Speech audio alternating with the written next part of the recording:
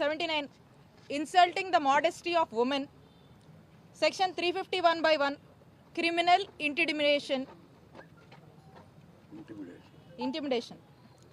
329/3 criminal trespass.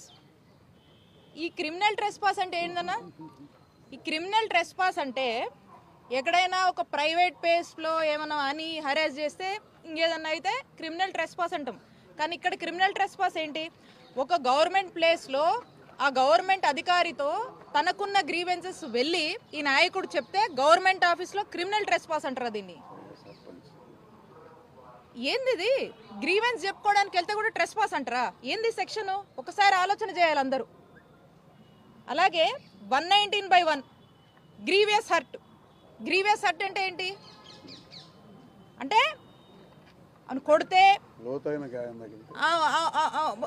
ఆఫీసర్ని కొడితే ఆవిడ బాగా సీరియస్గా హర్ట్ అయ్యి లేదా బ్లడ్ ఇంజురీసో లేకపోతే ఏదన్నా అయితే ఏమంటారు? గ్రీవియస్ హర్ట్ అంటారు.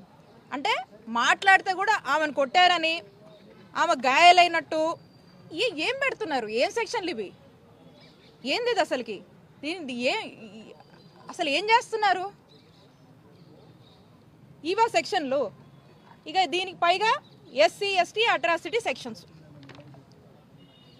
అంటే ఒక ఆఫీసర్కి తన బాధ చెప్పుకోవడానికి ఒక 75 సంవత్సరాల వయసులో ఉన్నటువంటి పెద్ద మనిషి, వైఎస్ఆర్ కాంగ్రెస్ పార్టీకి సంబంధించినటువంటి ఒక నాయకుడు వెళ్ళి తన బాధని చెప్తే ఇవాంటి సెక్షన్లు, ఇన్ని సెక్షన్లు ఏంటండి? అసలు ఏంటి ప్రభుత్వం అసలుకి? అంటే ప్రభుత్వ ఆఫీసర్లకు మనం ఏమీ చెప్పుకునేటువంటి స్వేచ్ఛ ఈరోజు కామన్ మ్యాన్కి లేదా?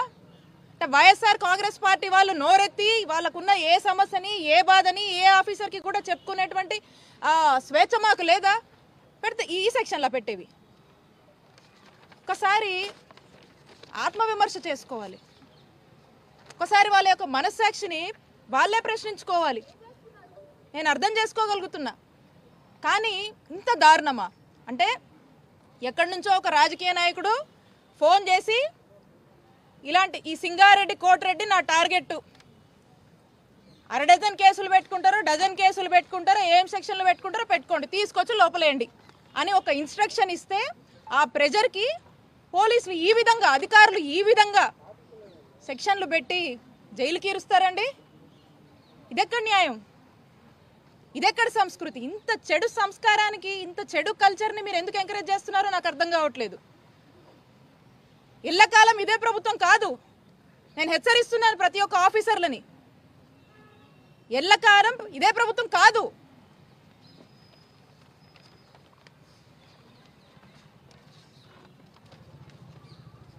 అలాగే లోపల మా సత్తెనపల్లి నియోజకవర్గానికి సంబంధించినటువంటి రాజశేఖర్ రెడ్డి అనే సోషల్ మీడియాకి చెందినటువంటి కుర్రాడిని కూడా, అతన్ని కూడా మేము పరామర్శించడం జరిగింది.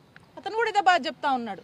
ఎక్కడెక్కడి నుంచో కేసులు పెడుతున్నారు, ఎక్కడెక్కడి నుంచో ఏవో సెక్షన్లు అంటున్నారు, అసలు కనీసం నాకు సంబంధం లేని వాటిలో కూడా నన్ను లాగుతున్నారు ఏంటని చెప్పి అబ్బాయి చెప్తా ఉన్నాడు. ఏమవుతుందండి అసలు? ఈరోజు ప్రశ్నించే గొంతే ఉండొద్దు, ఈ ప్రశ్నించే గొంతులో గొంతు నొక్కేయాలి. వైఎస్ఆర్ కాంగ్రెస్ పార్టీలోని సోషల్ మీడియా చాలా యాక్టివ్గా ఉంటుంది. ఈ ప్రభుత్వము ఏవైతే మోసపు హామీలు ఇచ్చి సూపర్ 6 అని అవని ఇవని చెప్పి మరి ఏ విధంగా అధికారంలోకి వచ్చారో, వాళ్ళు అధికారంలోకి వచ్చిన దగ్గర నుంచి కూడా వాళ్ళు చెప్పినటువంటి, వాళ్ళు మాట్లాడినటువంటి మాటలు, వాళ్ళు చెప్పినటువంటి మేనిఫెస్టో, వాళ్ళు చెప్పినటువంటి సూపర్ 6ల మీద ఏమాత్రం కూడా దృష్టి పెట్టలేదు. పైగా వాళ్ళు పెద్దగా చేసేటువంటి నమ్మకం కూడా ప్రజలకు కలగట్లేదు. ప్రజలకు కూడా ఒక ఆలోచనకు వచ్చారు, ఇవన్నీ కూడా ఈ అయ్యేవి కాదు, అనవసరంగా మోసపోయామనేటువంటి ఆలోచన ఆల్రెడీ ప్రజలకు వచ్చేసింది. ఏంటా అని ప్రశ్నిస్తే ఈ సోషల్ మీడియా వాళ్ళందరినీ కూడా ఈ విధంగా ఇబ్బందులు పెట్టి, ఈ విధమైనటువంటి హరాస్మెంట్ గురి చేసి, ఈ విధంగా జైలు పాలు చేసి మానసికంగా వాళ్ళని దెబ్బతీయడం, వాళ్ళ కుటుంబ సభ్యులు దెబ్బతీయడం. కానీ ఒకటే చెప్తా ఉన్నాను, ఇవన్నీ కూడా ప్రజలు గమనిస్తూ ఉన్నారు. మీరు ఒక కొత్త సాంప్రదాయాన్ని, ఒక చెడు సాంప్రదాయాన్ని ఏదైతే ఒక దానికి దారితీస్తూ ఉన్నారో ఇది కూడా కరెక్ట్ కాదు. ప్రజలు అన్నీ గమనిస్తున్నారు. కానీ ఎవ్వరూ కూడా మీరేదో పెట్టారని భయపడి, అధైర్యపడి ఏదో అని మీరు అనుకుంటే మాత్రం తప్పే. ఎవ్వరూ కూడా భయపడే పరిస్థితిలో లేరు. ధైర్యంగా ఎదుర్కొంటాం. మా నాయకుడు జగనన్న మాకు అండగా ఉన్నాడు. అందరూ ధైర్యంగా ఉండండి, ధైర్యంగా ఎదుర్కొందాము. మళ్ళా మనకు మంచి రోజులు వస్తాయి. ఇవన్నీ కూడా భయపడే రకాలం కాదు. మేము ఇంకా ధైర్యంగా నిలబడతాం, ఇంకా కలిసికట్టుగా పోరాడతామని తెలియజేసుకుంటున్నాను. మేడం, రాష్ట్రంలో ఎక్కడో చోట రోజుకి మహిళల పైన దాడులు జరుగుతున్నాయి, అత్యాచారాలు జరుగుతున్నాయి. ఈరోజు కూడా వైజాగ్లో లాస్ట్ స్టూడెంట్ పైన జరిగినటువంటి అసలు ఈ రాష్ట్రంలో లా అండ్ ఆర్డర్ ఎక్కడుందండి? మహిళలకు రక్షణే లేదు. మహిళలకు రక్షణ ఉందనుకుంటున్నారా? కూటమి ప్రభుత్వం ఏర్పడ్డాక మహిళలకు రక్షణ లేదు.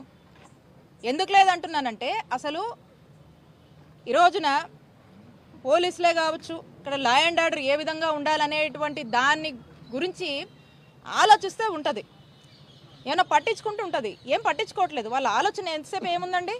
ఎంతసేపు YSR Congress party social media, state వ్యాప్తంగా వైఎస్ఆర్ కాంగ్రెస్ పార్టీ సోషల్ మీడియాలో ఏమవుతుంది, ఎవరేం పోస్ట్ పెట్టారు, ఎవరిని ఇళ్లలోంచి తెచ్చి తీసుకురావాలి, ఆడకేసి పెట్టాలి, జైల్లో వేయాలి, ఎవరు ఎక్కడ దొరుకుతారు, ఎవరు ఈరోజు పోస్ట్ పెట్టారు, ఎవరు 5 ఏళ్ల కింద పోస్ట్ పెట్టారు, ఎవరిని ఎప్పుడు తీసుకురావాలనే దాని మీద, అంటే మొత్తం కూడా మనం చూసినట్టయితే ఉమెన్ సేఫ్టీ లేదు, ఏం లేదు, లా అండ్ ఆర్డర్ లేదు, ఏం లేదు.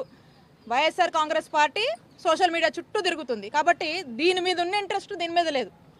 అవతల మీరు చెప్తున్నటువంటి వైజాగ్ అమ్మాయిని, లా చదువుతుంది అమ్మాయి, ఆ అమ్మాయి మీద అత్యాచారం చేస్తే ఏం పట్టించుకుంటున్నారండి? మనం చూసినట్టయితే కూటమి ప్రభుత్వం ఏర్పడ్డాక ఈ 6